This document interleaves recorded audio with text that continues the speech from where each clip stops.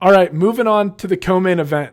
A 5-round fight between Rafael dos Anjos and Renato Moicano.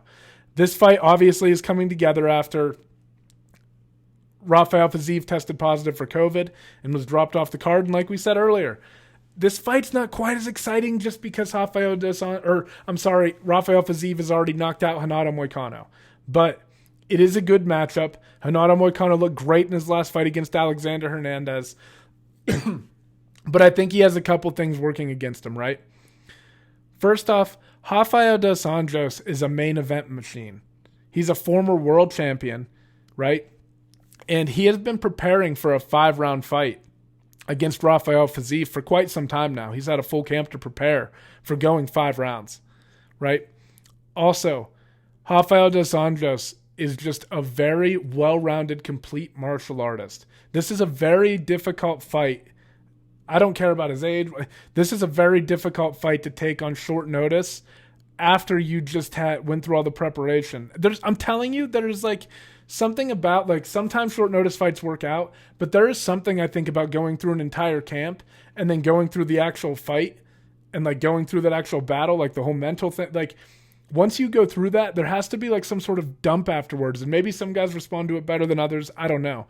But I just never like it. And I never like it in situations like this one, where Dos Anjos is primed, ready, has gone through a camp. Everything's probably on fucking point. He's been preparing for a guy who's a lot more dangerous on the feet than Fiziev was. Or he's been preparing for a guy who's extremely dangerous on the feet and Fiziev. And Moicano's probably not quite as dangerous in that specific department.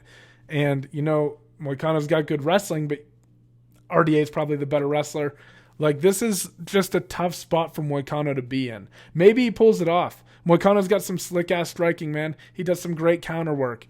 But I don't know that it's going to be enough to beat RDA on short notice. RDA is the fucking animal.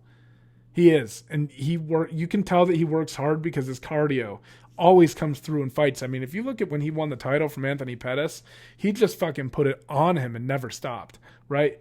RDA is one of the baddest motherfuckers in the history of the lightweight division. I love watching RDA. He's one of my favorite mixed martial artists to watch fight because he's so well-rounded. And I just think that Moicano might be able to expose some things in the striking department. Like I said, he might be able to find some openings and counter and maybe eclipse RDA or maybe gets him hurt and maybe just outpoints him.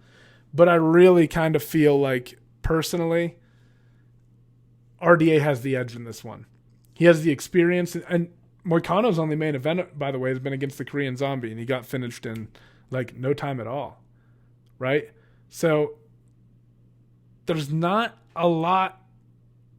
I don't know. There's just not a lot that's giving me confidence in picking Renato Moicano in this fight. Like I said, maybe he exposes some stuff in the striking department. Maybe he goes out and surprises everybody, starts lighting RDA up, finding openings. I just don't think it goes that way. I think RDA picks up a pretty grindy, like I said, like grinded out type of win. I think he wins the unanimous decision in this one. Or gets him out of there, right? RDA will do that to you sometimes. Like, if you're not prepared and you're not ready for it, like Neil Magny, like that situation, like, he'll blitz through you and he'll get you out of there. So, I don't know, man. RDA could win this fight in several different ways, I think.